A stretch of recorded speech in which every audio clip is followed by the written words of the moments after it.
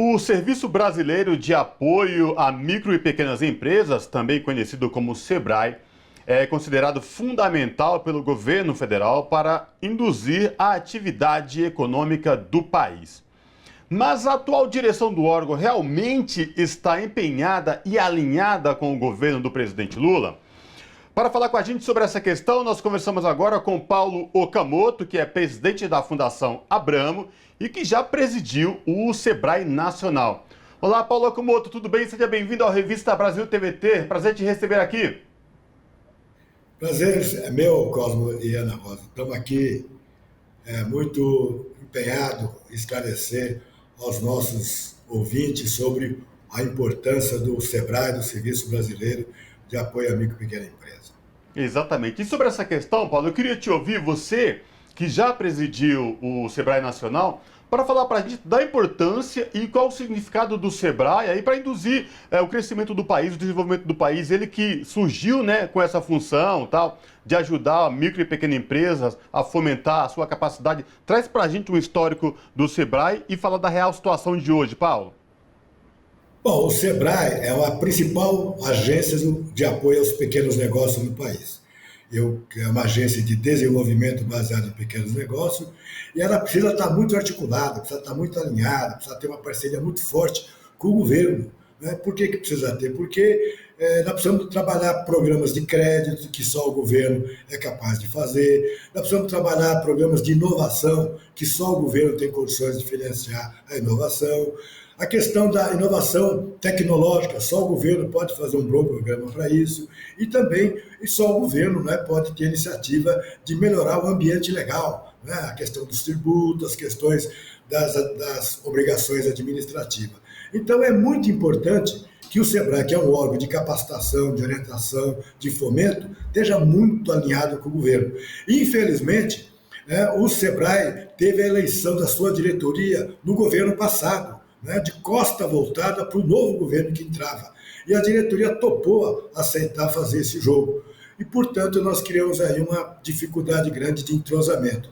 E eu tenho empenhado para fazer com que o SEBRAE tenha uma nova direção, articulada com o novo governo, para apoiar os pequenos negócios, que nesse momento de pós-crise é muito importante a gente ter essa articulação.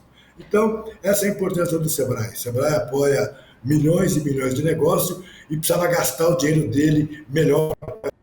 Lamentavelmente, o dinheiro dele está sendo gasto, na minha opinião, de forma equivocada, com patrocínios em excesso, com promoções pessoais em excesso, com programas de baixo resultado e também, né, com outras mazelas que a gente tem que, infelizmente, observar.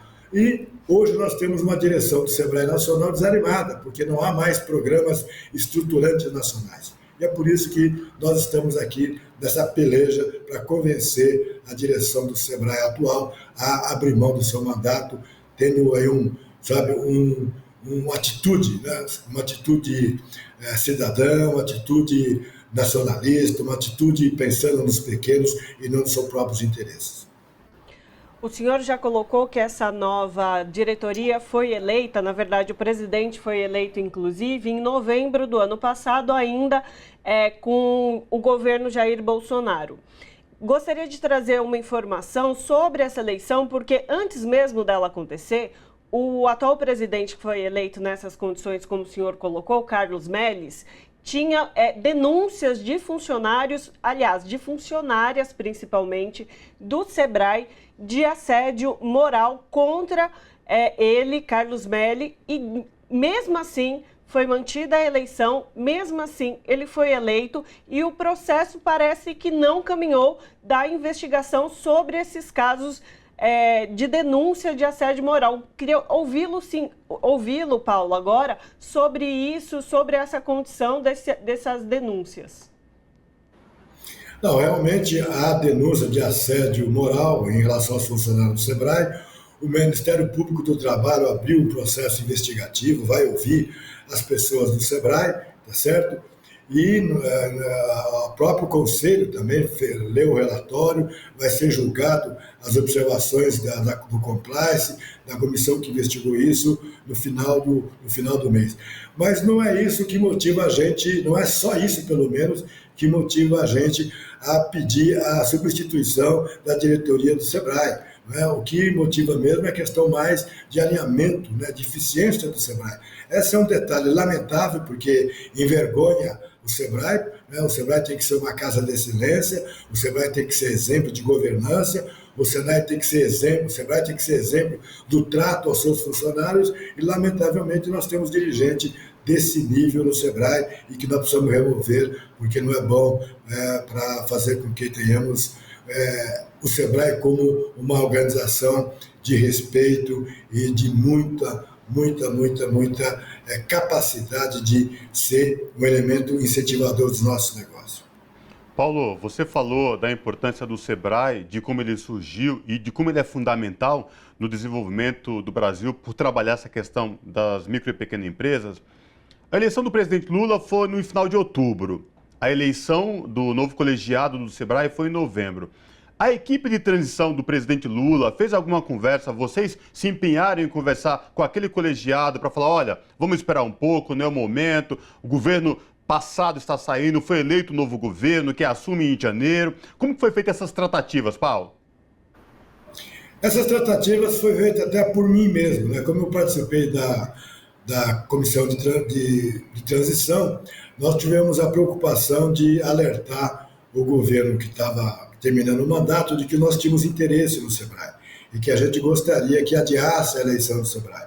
A resposta que veio é que não, que ia manter a eleição nessa mesma data e que, portanto, não teria acordo.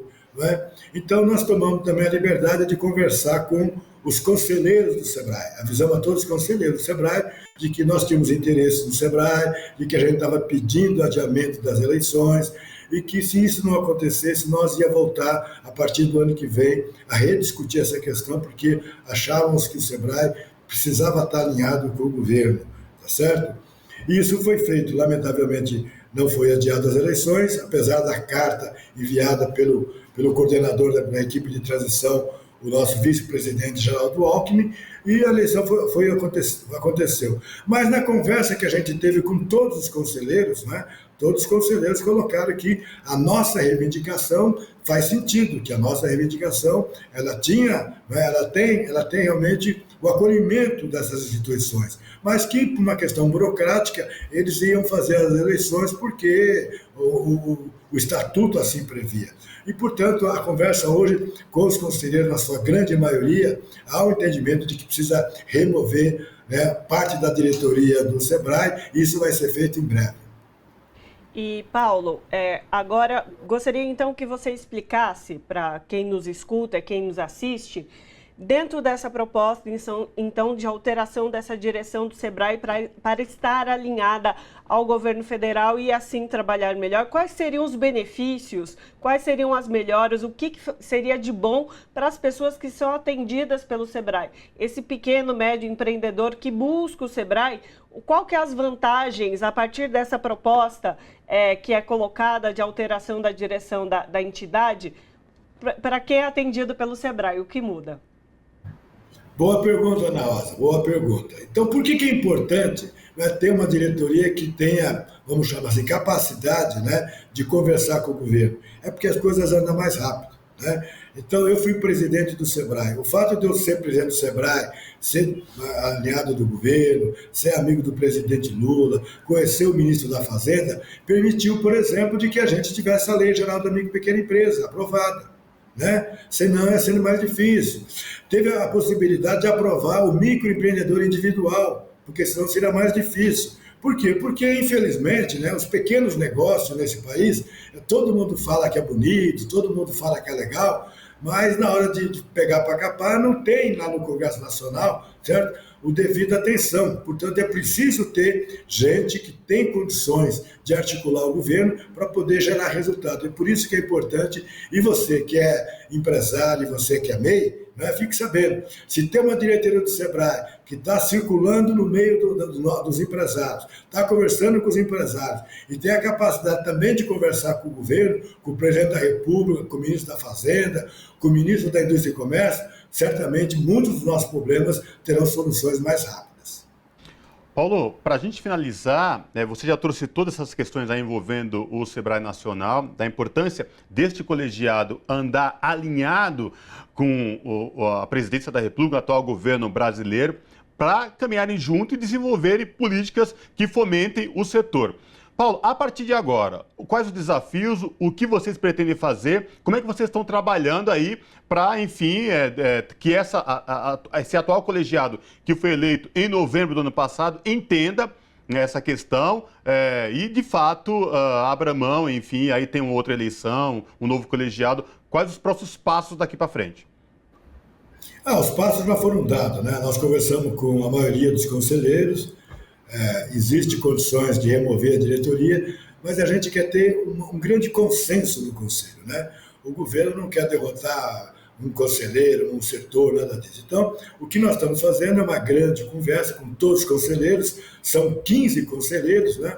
O governo detém aí condições de conversar com mais proximidade com 5, e com a conversa que já está estabelecida, a ideia é a gente mudar o Estatuto do SEBRAE para evitar de que esse tipo de eleições ocorra antes, né, da posse dos governantes eleitos, e a gente, então, com o novo Estatuto, a gente promove uma nova eleição e resolvemos, por acordo político, discutindo com o setor produtivo essa questão. Esse é o nosso trabalho e é isso que nós vamos fazer. Paulo, nós sabemos a importância do micro e pequeno empreendedor no país. O país, nos últimos 4 anos, passou por sérios problemas, mas, acima de tudo, de falta de políticas públicas para fomentar e desenvolver este setor. Qual a sua avaliação? Como é que está o setor hoje? O que se pode ser feito daqui para frente? Olha, o setor hoje é muito diferenciado, né? Então, você tem um setor, por exemplo, de turismo, você tem o setor da gastronomia. Esse setor sofreu muito, né? Porque como houve o isolamento, não foi possível a gente desenvolver atividade econômica. Muitas dessas pessoas pegaram empréstimo no Pronamp e é preciso de que esse Pronamp tenha alguma solução. Já foi aprovada a questão do prazo, mas talvez a gente tenha que discutir um programa para reativar e constituir de uma forma mais rápida o capital de giro dessas empresas, na área de gastronomia, na área do turismo, tá certo? Tem setores que estão conseguindo sair, né, de uma maneira mais tranquila, que é o próprio setor de supermercado, o pessoal de farmácia, porque tiveram poucas restrições mesmo na pandemia. Então, o que tem que se fazer? Tem que pegar setor por setor e procurar discutir soluções. Uma delas é fazer com que elas tenham acesso a crédito mais barato e talvez até subsidiado numa fase de reestruturação e de recuperação econômica. E essas coisas porque nós precisamos discutir com o governo daqui para frente. Tá certo, conversamos com Paulo Okamoto, que é presidente da Fundação Perseu Abramo e que já presidiu o SEBRAE Nacional, que foi tema aqui da nossa conversa. Paulo, muitíssimo obrigado pela sua participação conosco aqui hoje. Obrigado, e fique bem. Abraço. Abraço.